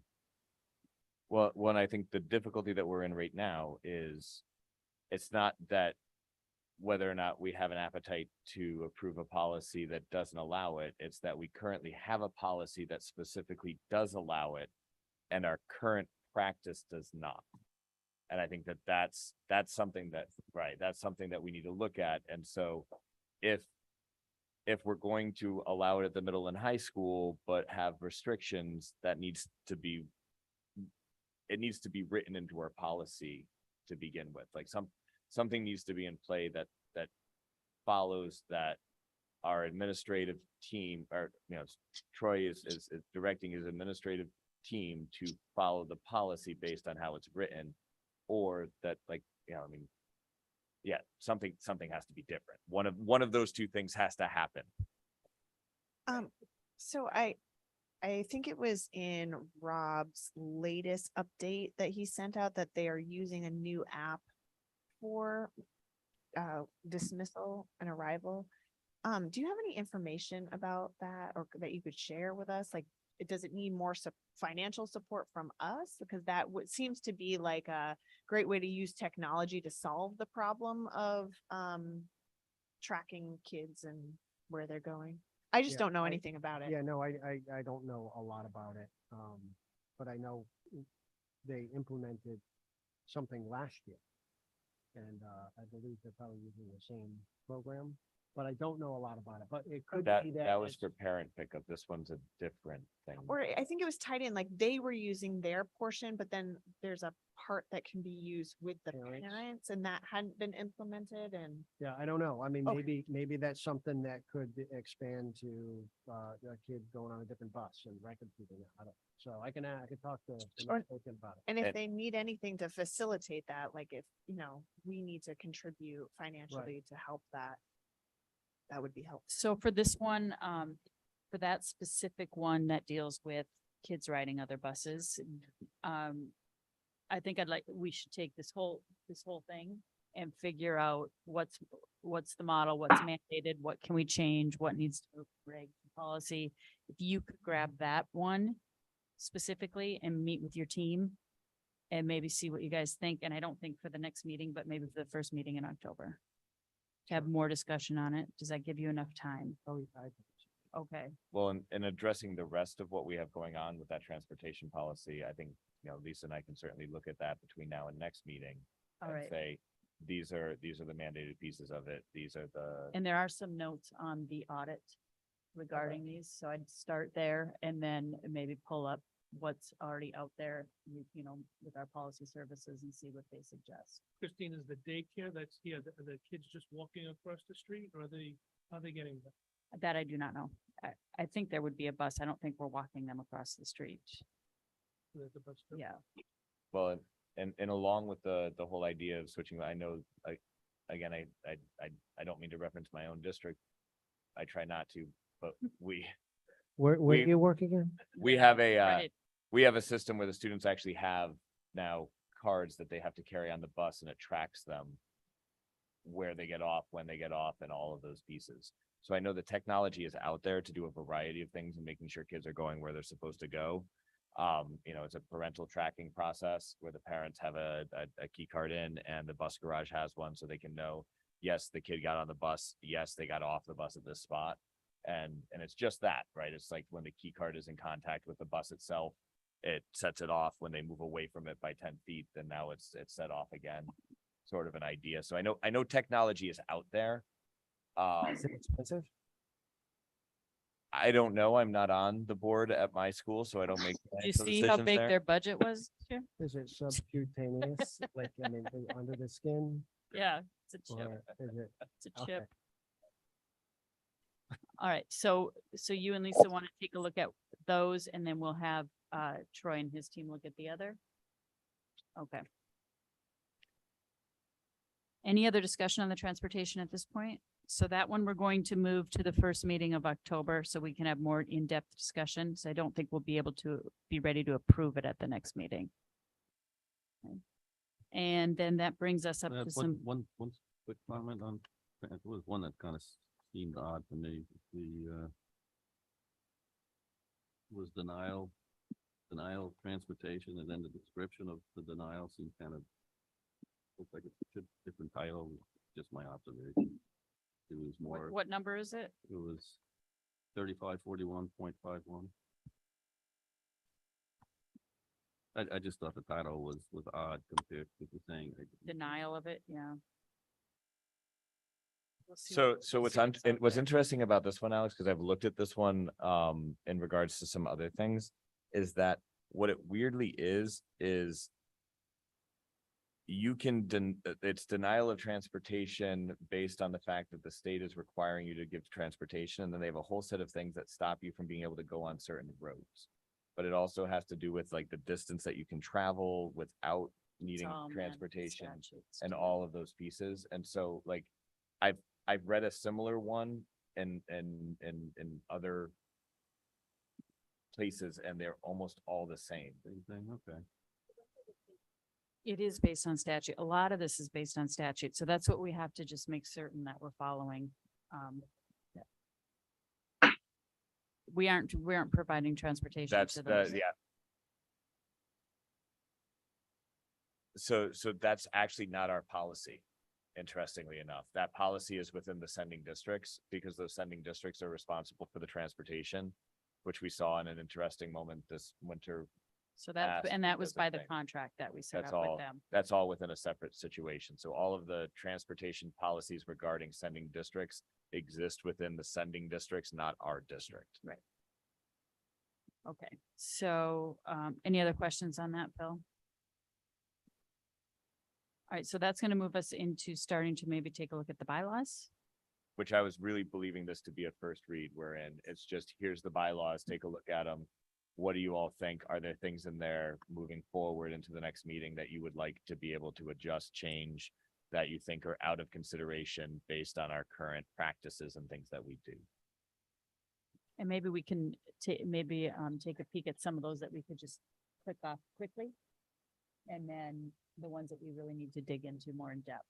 Well, and I think most of these through the first, I thought, first off, they match pretty closely with what cave model policies are on the bylaws here. But again, I was expecting that this was just going to be handed out to everybody. We take a look at it. If you had specific questions right now, then awesome. But otherwise, most of these match. And it was just to kind of check it off the list in my mind, unless you had specific things in these areas that you thought In the Stood 9 out. to 920. in the 9,000 to 9,000. Okay.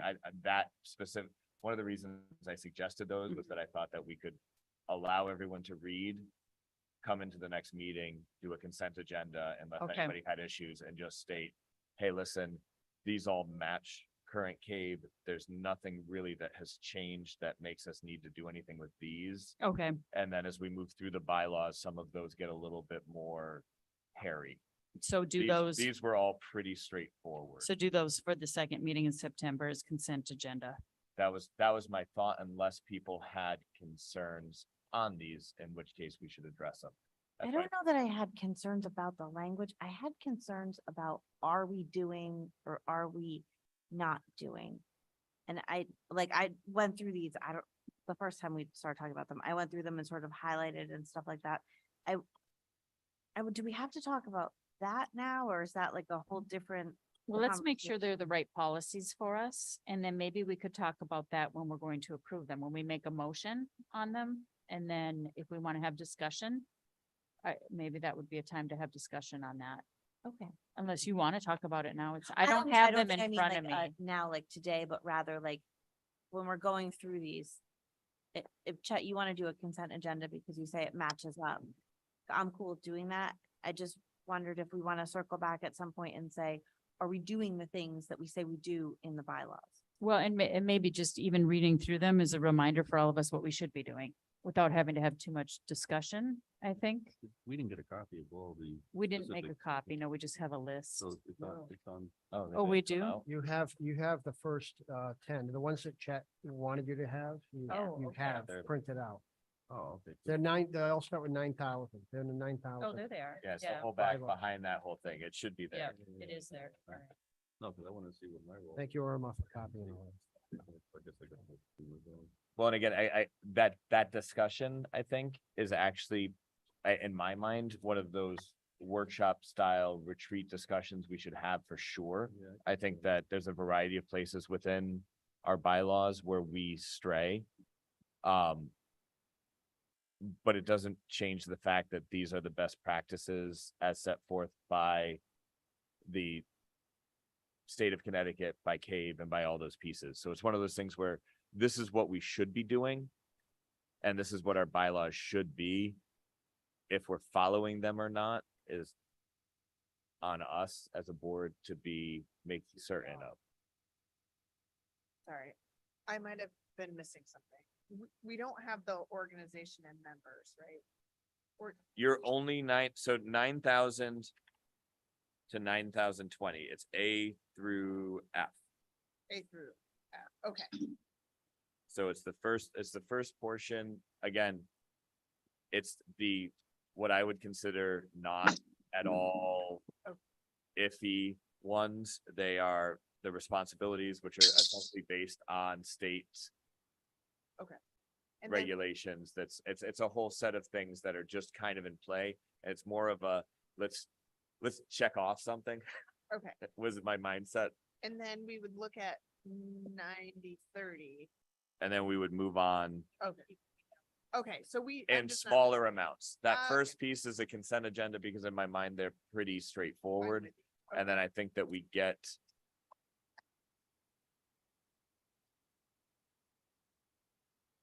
No, it's just that very beginning of the bylaws. And it's just essentially it's what can we do? What can't we do? What are our responsibilities? And who speaks for the board? So I see, up until 9:12 with that legal reference being our statutes. So I totally agree with you there. Starting at 90-20, I don't think that's there anymore. And so I think that for me, 9:20 starts like do we do this? Do we want to do this? Do we even like this language anymore? So I didn't make any notes except on 90-20 some time ago, I put language changes may be needed. It's from 2007. So Right, let's so I see wonder, what the Should we new one consent looks like. agenda up to 90-12? Again, my whole idea was to get everyone a first read. Yeah. You could say you don't want a consent agenda, a single one, and I think that we I have the do. discussion at the I next want to. meeting. I want to.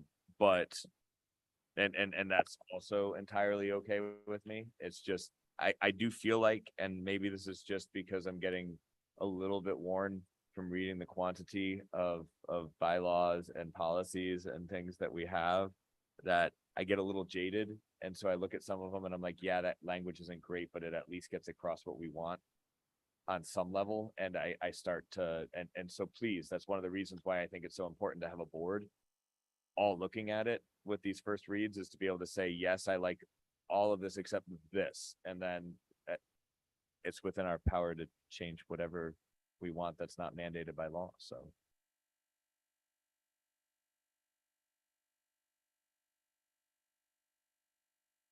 But yeah, I would ask that we just read through it all before the next meeting.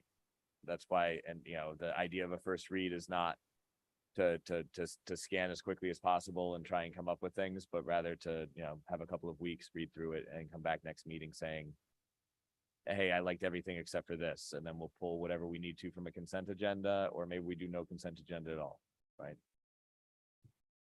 Does that make sense for everybody? All right, so this one will be on the second meeting. And then do we want, it's 8:20. Do we want to look at pay CABE recommended policies, or do we want to just stay with where we are for right now and really figure out our processes? I think we're getting in. I think the more we do this, the easier it's going to get, but maybe we just stay with what's in front of us for now until we start chunking off more. You want more policies? Oh, okay. Unless Troy saw something in the CABE recommended policies that was mandated. I didn't see anything that we had to act on in this last report, so I don't think. And we'll keep it on the agenda. Well, and you know, it's constantly coming in as new issues arise, but I think this most recent one was one of the least impactful I've seen in a while. And any Board of Ed comments for future agenda items?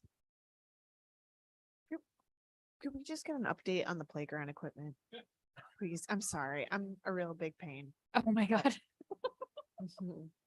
Right, chat? Chat support second. I would love to get an update on the playground equipment, when it's getting in, what we have going on with it, the wood And chips the on wood the chips. playground. Building inspector. So we will put that on the next agenda and we'll keep it on under old business continually, Perfect, so that yes. anytime you want an update, it's right there. How does that sound? The five grand of wood chips that were like, you know, $20.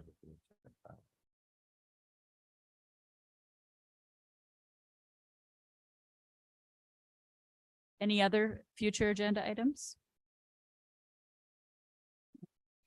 Do you think that we should put as a standard agenda item, not specifically the playground, because sometime soon that's going to be taken care of, but maybe just non-lapsing purchases, so that Yes. someone can say like, oh, we ordered this, or we went to order it and it's way more expensive or way less expensive, just, and we know where they're at. And that was, so for the second meeting, we will always have non-lapsing on there. That's awesome. Okay. Because I think we need to continue to have that in the forefront of the community and talk about it and talk about it and talk And about it that's and talk a great about it. idea. Yeah. Okay. Perfect. Can I also ask if we want to add capital as a piece of one of our agenda items that's ongoing, if this is going to be the focus this year regarding our overall Board of Finance process and our Board of Selectmen process? Is it something we want Well, to at least have in, or again, it'll it be doesn't, on the next meeting. Okay. Because that's what we're right, talking but right about. at that point, but if we're moving forward with a changing plan, are we thinking this is going to be, we're going to set this plan and then we're going to kind of forget it unless something comes up, or are we going to? Well, I think the selectmen's plan is to put this together and actually separate it out from budgeting and everything else. Their plan is, so it's really, our job is only to give our list to the selectmen, and now it's up to them to decide how they want to move the town forward for capital. So after we do our work next week, we can certainly keep it on the agenda, but I don't know that we have to continue to address it at this point unless it comes up, during budget time or anything like that. I don't want to keep too many old No, businesses that's on fine. there. I'm just, Yeah. in my mind, I'm just thinking that, we just had the whole tri-board meeting that focused it a lot on capital, and the idea that if that's going to be something that's at the forefront of public ideas for the moment, if it's something that we want to make sure that we're continually addressing, but I have no problem just passing it off to the Board of Selectmen. Yeah, so we want to discuss it again at the next meeting, just to recap, so that we have our list put together, and then it will be given to the Board of Selectmen by October 2nd for their deadline. And at that point, then we're kind of done with our work until it comes back to us again, depending on what they approve, don't approve. All right, so it's certainly can come back on. No, they're coming back with projects that they'll take to the finance committee. Any other future agenda items? Okay, and public comment? Public comment? We would like to thank you for the pens, but it took us the whole meeting to figure out how to get it to balance. I finally figured Chet out how to make figured it my out right pen away. work. Of course Chet did. Chat. I didn't even know what it was until Christine told me. I was like, Christine, why is the pen move? Only because Troy told me. All right. These are really fun. It was You very, can thank Irma. thank you. Thanks, Yeah. Irma. It doesn't take much to get us excited, really. All right, Let's- no like a- public comment. Can we get a motion to adjourn? I'll make the motion to adjourn. I'll second that. All those in favor? Aye. Opposed, abstain. Thank you.